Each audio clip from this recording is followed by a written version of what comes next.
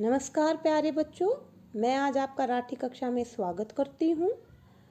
ये जो विषय है जनांकीय संक्रमण सिद्धांत, ये मेरी दृष्टि से आपके आने वाली बोर्ड परीक्षा के लिए बहुत महत्वपूर्ण है। चलो शुरू करते हैं बेटा। जनांकीय संक्रमण सिद्धांत किसी क्षेत्र की जनसंख्या के वर्णन तथा भविष्य की जनसंख्या के पूर्वानुमान लगाने में मदद करता है। मतलब ये सिद्धांत ये बताता है कि अभी क्या जनसंख्या है तथा आने वाले समय में क्या जनसंख्या होगी। तो इस सिद्धांत में ये बताया गया है, जब विकास की पहली अवस्था होती है तो मनुष्य खेती करने वाला होता है, गांव में रहता है, अशिक्षित होता है, पर धीरे धीरे वो नगरों में रहना शुरू कर देता है। औद्योगिक विकास होता है और वो साक्षर बन जाता है। तो कहता है कि इस विकास के साथ साथ जो जन्म दर और मृत्यु दर पहले कैसी होंगी, ऊंची होंगी, वो धीरे धीरे जन्म दर और मृत्यु दर दोनों ही कम हो जाती हैं। तो ये पूरा परिवर्तन एक चक्र के रूप में होता है। इसे सामूहिक रूप से जनांकीय चक्र कहते हैं। इसको हम 3 अवस्थाओं में पढ़ेंगे।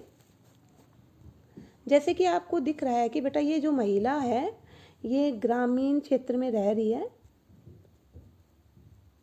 खेती का ही काम करती होगी और अशिक्षित भी है ये, ठीक है। जब पर इसका विकास होगा, धीरे धीरे क्या होगा, ये ग्रामीण परिवेश से कहाँ चली जाएगी, शहरी परिवेश में आ जाएगी।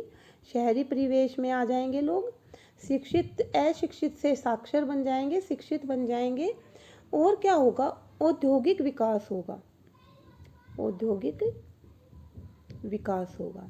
तो इस प्रकार आप देख सकते हो कि इनका परिवेश क्या हो जाएगा, चेंज हो जाएगा। तो यहाँ पर आपको बताया गया है कि पहले ग्रामीण से लोग शहरी हो जाएंगे बेटा, खेती हर से औद्योगिक परिवेश में आ जाएंगे, अशिक्षित से शिक्षित बन जाएंगे। तो इसके साथ ही आपको ध्यान रखना है कि पहले जन्म दर और मृत्यु दर दोनों ही ऊंचे होंगे, क्योंकि लोगों को अवेयरनेस नहीं है, लोग पढ़े लिखे नहीं है, तो परिवार नियोजन की जानकारी नहीं है, तो जन्म दर बहुत ऊंची है। साथ ही बेटा बहुत सारी महामारियाँ फैल जाती हैं, कोई इलाज नहीं है, स्वास्थ्य सुविधाएं नहीं है, तो दोनों ही ऊंचे हैं।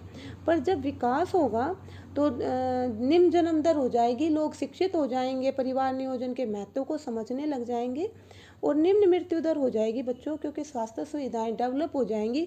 अगर आप आज देखोगे तो कोई बीमारी ऐसी है जिसका हमारे पास इलाज नहीं है।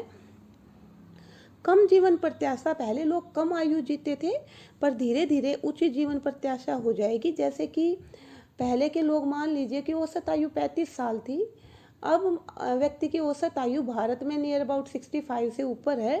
तो इस प्रकार से आप अंदाज़ा लगा सकते हो कि किस प्रकार से ये एक चक्र चलता है जिसमें कि विकास आपका संभव है। पहली जो अवस्था है उसमें जनसंख्या वृद्धि बेटा धीमी होती है, जनसंख्या वृद्धि धीमी होती है, जो लोग हैं वो प्राथमिक व्यवसाय में लगे रहते हैं।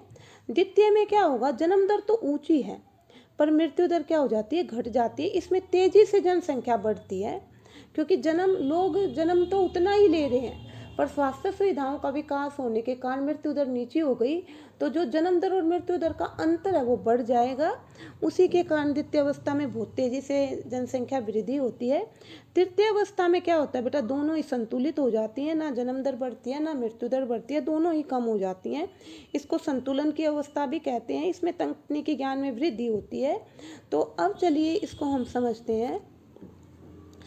अब ये दिखाया गया है बेटा, इधर तो जन्म दर और मृत्यु दर है, इसको तीन भागों में बांटकर दिखाया गया है। जो पहली अवस्था है उसमें क्या है, जन्म दर और मृत्यु दर दोनों ही क्या है बेटा, जन्म दर और मृत्यु दर दोनों ही ऊंचे हैं, देखो यहाँ पर है, ठीक है। ये ऐसी अवस्था है जिसमें लोग शिक्षित नहीं है, खेती हर है, ग्रामीण परिवेश है। ये बांग्लादेश में और वर्षा वनों के आदिवासी और भी हैं उदाहरण, पर ये उसके 2 उदाहरण दिए गए हैं। फिर यहाँ पर देखिए द्वितीय अवस्था में, अवस्था 2 में यहाँ पर जन्म दर कम हो रही है बेटा, ठीक है, और मृत्यु दर भी कम हो रही है, पर मृत्यु दर तेज़ी से कम हो रही है, जन्म दर धीरे धीरे कम हो रही है, तो जो अंतर है ये बढ़ जाता है। ये जनसंख्या वृद्धि है, ये इस समय पर काफ़ी ज़्यादा होती है। जब आप तृतीयावस्था में आ जाते हो तो यहाँ पर बेटा ये जनसंख्या एक तरीके से स्थिर हो गई है, ठीक है। जन्म दर और मृत्यु दर दोनों ही क्या हो गए हैं, कम हो गए हैं। ऐसी अवस्था कनाडा में, जापान में और संयुक्त राज्य अमेरिका में है। तो आशा करती हूँ कि आपको ये समझ आया होगा। कृपया करके वीडियो को लाइक करें, चैनल को सब्सक्राइब करें और अगले अपडेट्स के लिए बने रहें। धन्यवाद।